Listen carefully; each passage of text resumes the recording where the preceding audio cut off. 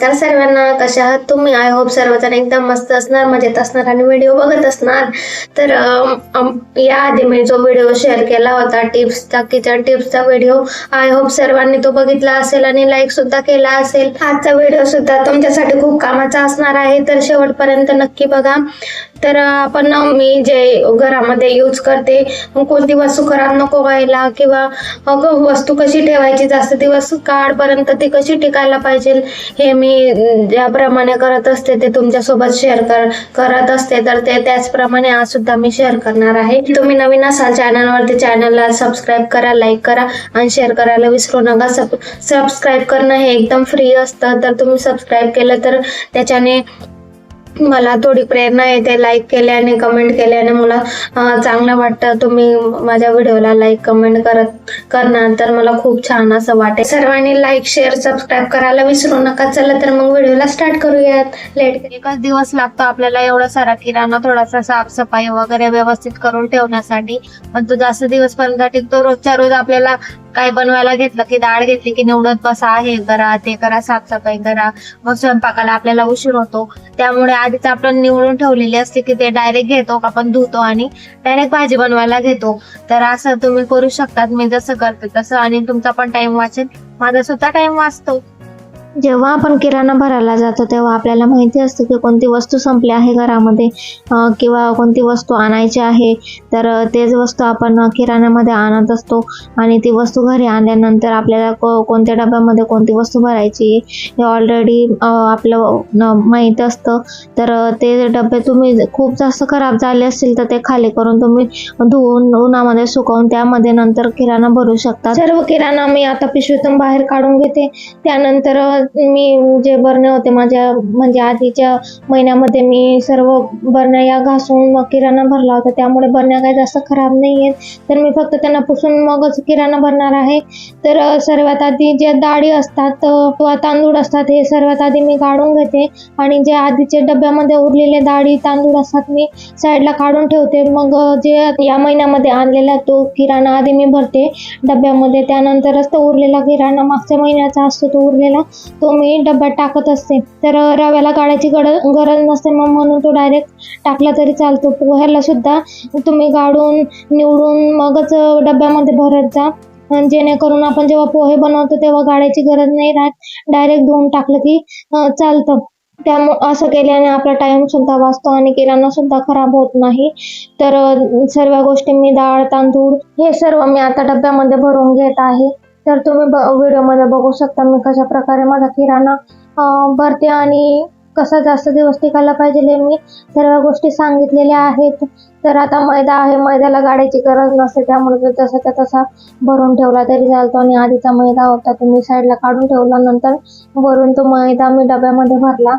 आणि तांदूळ हे किराणा आम्ही डीमार्टमधून भरते, त्यामुळे जास्त डीमार्टचा किराणा खराब येत नाही.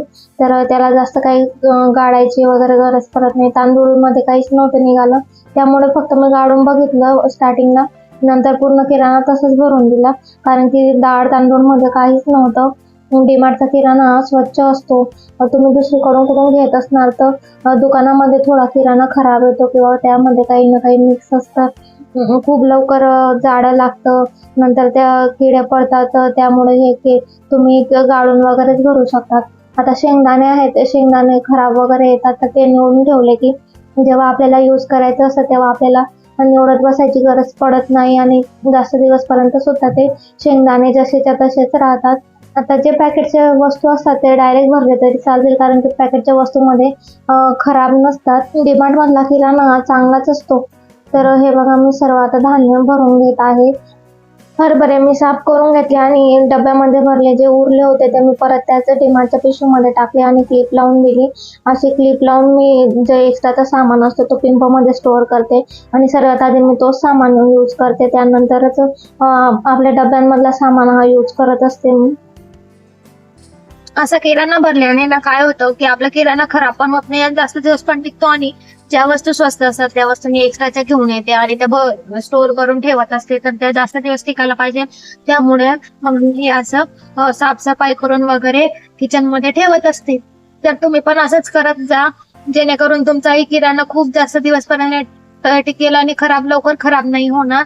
तर तुम्ही पण असे ट्रिक मी जसं फॉलो करते तसं तुम्ही सुद्धा फॉलो करू शकता. आणि जे काही एक्स्ट्राचे जे वस्तू असतात, आता या महिन्याला जिरं जास्त स्वस्त होतं, तर त्यामुळे मी एक्स्ट्राचं जास्तीचं भरून ठेवलं आहे. यात आता मी थोडंसं पावडर बनवून ते ठेवून देणार आहे. आणि त्यानंतर मग आपल्याला ते कोणत्याही भाजीमध्ये किंवा रियांसाठी मी रेसिपी बनवते त्यामध्ये मी यूज करते जिरं पावडर. तर ते सुद्धा मी घरच्या घरीच बनवून घेत असते. तर मग त्यासाठी मी जिरं एक्स्ट्राचं आणलेलं आहे. जिरं सुद्धा स्वस्त झालं की तुम्ही जास्तीचं भरून ठेवू शकता. किराणा भरून झाला माझा. चला म्हटलं आता दुपारची वेळ आहे, तर मेकअप साठी पाऊच बनवायचं होतं, तर तेच मी तुमच्या सोबत पण शेअर सोप्या करते. पद्धतीने मी तुम्हाला एक पाऊच बनवून दाखवणार आहे. तुम्ही मेकअप पाऊच म्हणू शकतात किंवा ट्रॅव्हलिंग साठी युज करण्यासाठी पाऊच म्हणू शकतात. तर हे असं मार्केटमध्ये मिळतं, त्याचप्रमाणे आपण घरच्या घरी सुद्धा पाऊच बनवून तयार करू शकतो. तर तेच पाऊच मी तुमच्यासोबत तुम्हाला बनवून दाखवणार आहे आणि ते तुम्ही नक्की ट्राय करू शकता. वेस्टेज निघतं आपल्या ब्लाऊजचं असेल किंवा अस्तरचं असेल, असं वेस्टेज निघतं. त्याच कापडापासून आपण एक छान असं पाऊच बनवू शकतो. तर चला तर मग स्टार्ट करूयात पाऊच बनवण्यासाठी. माझं ब्लाऊजचं आणि कापड आणि अस्तर उरलेलं होतं, तर त्याच कापडापासून मी आता पाऊच बनवत आहे. तर 12 इंचची उंची घेतली आणि 9.5 इंचची रुंदी घेतलेली आहे. आणि आता मी कट करून घेतलं त्याला. आणि अस्तर आणि मेन जे फॅब्रिक होतं त्याला मी जॉईन करून घेतलंय अशा प्रकारे. आणि 9.5ची जी उंची होती ना, तिथूनच मी आता चेन लावून घेते. एका साईडला चेन लावून घेते, नंतर त्याला पलटवून दुसऱ्या साईडने सुद्धा एक दाब टीप देणार आहे. हे बघा, चेन पलटवून मी आता वरून दाब टीप देत आहे. तुम्ही व्हिडिओमध्ये बघू शकतात मी कशा प्रकारे पाऊच शिवत आहे. एकदम सोपा आहे पाऊच बनवण्यासाठी. माझी जी चेन घेतली होती ना मी, तर ती जॉईंट होती कॉर्नरला, त्यामुळे मला पाऊच असं उलट फोल्ड करून मला दुसऱ्या साईडची चेन लावावं लागत होती. तर ती मी लावून घेतली फोल्ड करून उलट्या साईडने. मग परत त्यावरती एक दाब टीप देणार आहे. तुम्ही मोकळी चेन घेतली ना तर खूपच छान होईल, जेणेकरून आपल्याला ना शिवायला प्रॉब्लेम येणार नाही. आणि वरून जी दाब टीप असते ना, तिला लावायला प्रॉब्लेम येणार नाही. तर ती ओपन चेन असते ना, तीच तुम्ही घ्यायची. माझ्याकडे नव्हती म्हणून मी जॉईंट चेन लावत आहे. तुम्ही व्हिडिओमध्ये बघू शकता दोघी साईडला मी 9.5 इंचची उंची होती ना, तिथं चेन लावून घेत आहे. त्यानंतर मधल्या साईडला सेंटर काढून घ्यायचा आणि तिथं आपण पिन लावणार आहोत, कारण की आपल्याला आता साईडला कॉर्नरला 1-1 इंचची मार्किंग करून बॉक्स बनवून घ्यायचा आहे. आणि तो बॉक्सला आता कट करून घ्यायचा आपण. चारी साईडला असे बॉक्स बनवून घ्यायचे 1-1 इंचच्या उंचीचे आणि ते कट करून घ्यायचे आहेत. कट करून झाला, आता मी पलटवून घेते याला. तुम्ही पलटवून सुद्धा बॉक्स कट करू शकतात. आता साईडला जे आहे ना, तिथं मी एक टीप देत आहे आणि त्यानंतर आपल्याला इथं गोटपट्टी लावायची आहे, जेणेकरून पाऊच हे खूप छान दिसेल आणि धागेदोरे निघणार नाही. हे बघा, मी एक पट्टी घेतली, आता त्याला लावून घेत आहे, गोट वाढून घेणार आहे. तिथं व्हिडिओमध्ये बघू शकता मी कसा गोट वाढून घेतला आहे. खूप छान दिसतं गोट वाढल्यानंतर.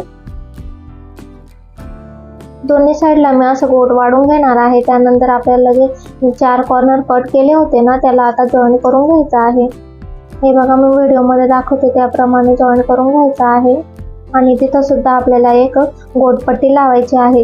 आता याला सुद्धा मी गोटपट्टी लावून घेते आणि 4 कॉर्नर आता असेच शिवून घेणार आहे मी. आणि 4 कॉर्नरला गोटपट्टी लावून घेणार आहे.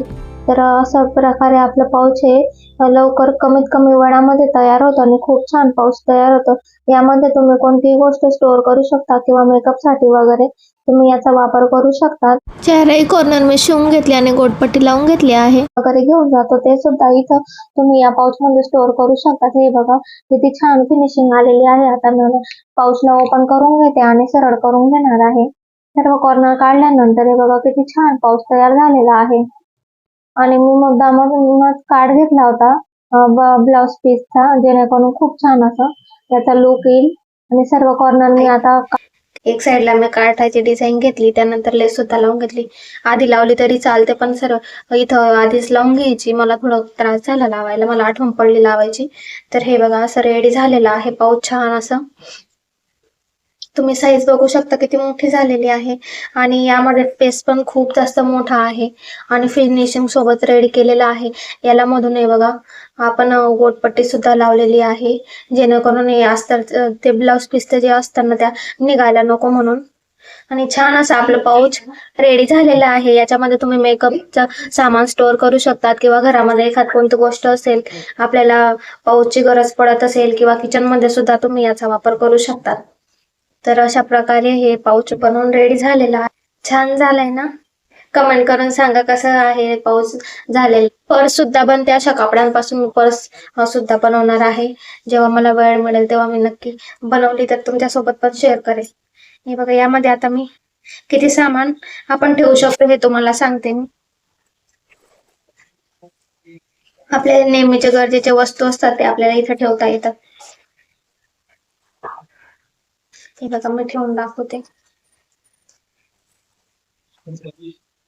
मेकअपचं सामान आहे तो सर्व आपण यामध्ये स्टोअर करू शकतो.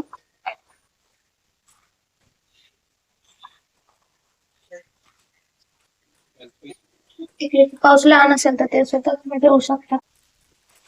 हे बघा किती सामान ठेवलं आहे मी यामध्ये. तरी सुद्धा अजून अर्ध पाऊच खाली. यामध्ये तुम्ही मेडिसिन सुद्धा स्टोअर करू शकतात आणि ट्रॅव्हलिंग बॅग मध्ये आपलं नेहमी ही बॅग आपण घेऊन द्यायची. इसेन्शियल वस्तू घेऊन ठेवून किंवा मेडिसिन ठेवून आपण ही बॅग आपल्या ट्रॅव्हलिंग बॅग मध्ये ठेवू शकतो.